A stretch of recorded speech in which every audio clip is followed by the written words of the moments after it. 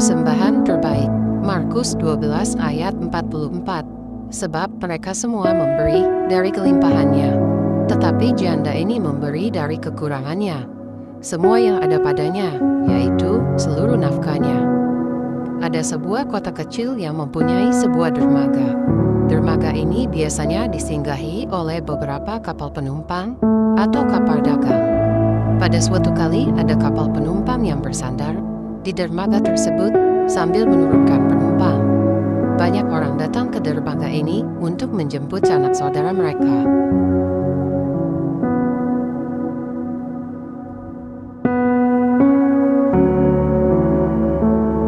Di sana, ada seorang anak kecil yang berusia 5 tahun yang sedang asik main balon. Tiba-tiba, angin bertiup dan menerbangkan balon ke laut. Karena begitu sayang pada balonnya, maka dia mengejar balonnya itu, dan akhirnya dia ikut terjatuh ke dalam laut. Ketika melihat anak itu terjatuh, banyak orang berteriak minta pertolongan. Namun tidak ada satupun di antara mereka yang berani ambil resiko untuk menolong anak itu, karena laut itu terkenal dengan banyak ikan hiu.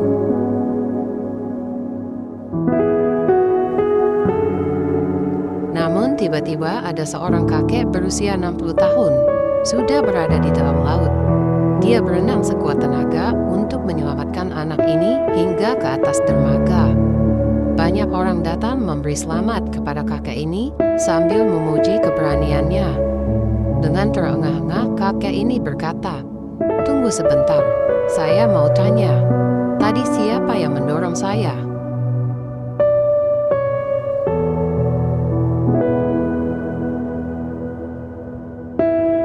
Kita pun kadang sadar atau tidak, seringkali melakukan suatu kebaikan kepada orang lain dengan terpaksa. Mungkin karena sungkan menolak, tidak berani berkata tidak, ataupun karena terdesak. Mungkin juga banyak muatan atau motivasi lain di balik setiap pertolongan kita. Dan lebih parah lagi, kebiasaan kita ini terbawa dalam ibadah kita, misalnya dalam memberikan persembahan kepada Tuhan. Kadang kita bisa saja memberikan persembahan dalam jumlah besar dengan motivasi supaya lebih diberkati Tuhan, dinilai dermawan, dan supaya kelihatan lebih rohani. Menyadari bahwa kita seringkali terperangkap dalam pandangan dan sikap hati yang salah seperti ini, maka saya mengajak kita untuk belajar bersama dari kisah janda miskin. Kisah tentang seorang janda miskin yang memberikan 2 keping koin miliknya sebagai persembahan, sementara orang-orang kaya memberikan dalam jumlah yang besar ini sudah akrab di telinga kita. Bagian yang menarik dari kisah ini ialah bahwa si janda miskin memberi pelajaran untuk memberikan yang terbaik sekalipun dalam keadaan berkekurangan.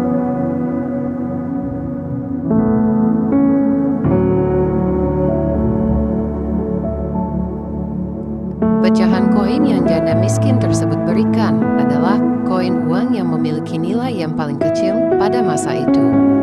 Peser adalah mata uang yang paling kecil pada waktu itu. Nilainya 1/64 dinar. Upah seorang pekerja sehari pada waktu itu adalah 1 dinar.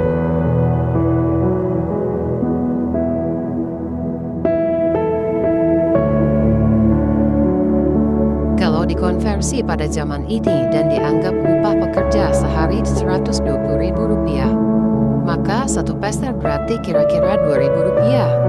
2 peser berarti kira-kira Rp4.000. Pada zaman kita sekarang, uang sebesar ini hanya cukup untuk biaya parkir mobil. Tetapi, di mata Tuhan Yesus, janda miskin itu dikatakan memberi persembahan lebih banyak dari semua persembahan yang diberikan oleh semua orang waktu itu. Kedua keping koin tersebut juga merupakan 100% uang yang dimiliki wanita ini. Jadi, Anda bisa membayangkan betapa miskinnya si janda tersebut. Bagaimana bisa? Orang Yahudi dari kecil sudah diajar untuk memberi persembahan yang terbaik kepada Allah.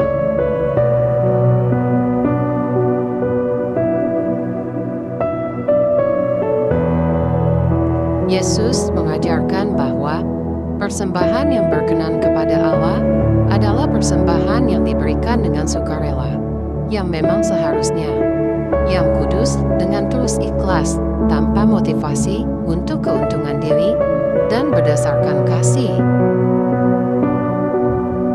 Berarti, janda miskin memberikan seluruh hidupnya hari itu kepada Tuhan dengan rela hati. Hati seperti inilah yang dilihat oleh Tuhan Yesus. Dari sikap hati inilah yang sedang diajarkan oleh Tuhan Yesus kepada murid-muridnya, yaitu mempersembahkan seluruh hidup mereka kepada Allah dengan penuh kerelaan.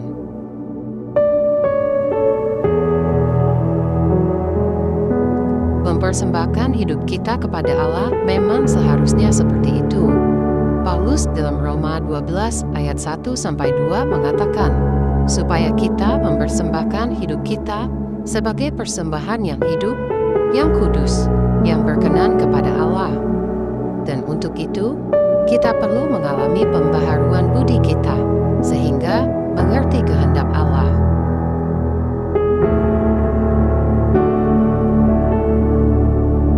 Hal menarik lainnya ialah, selepas dia memberikan uangnya, dia tidak lagi memiliki sepeser uang pun, dan tidak khawatir tentang bagaimana dia akan menjalani hidupnya setelah itu. Mengapa? Karena dia memiliki iman yang kaya bahwa Tuhanlah yang akan mencukupkan segala sesuatu untuknya.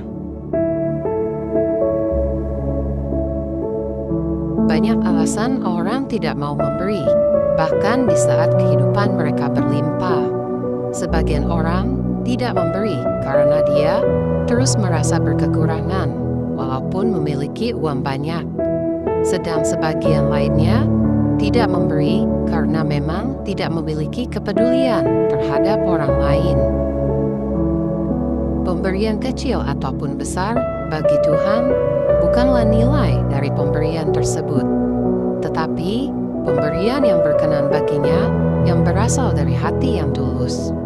Baik sedang dalam kekurangan ataupun dalam kelimpahan, belajarlah untuk memberi. Pemberian yang tampak kecil bernilai besar ketika yang diberikan itu adalah semua yang ada pada Anda dengan setulus hati. Semoga Tuhan Yesus memberkati.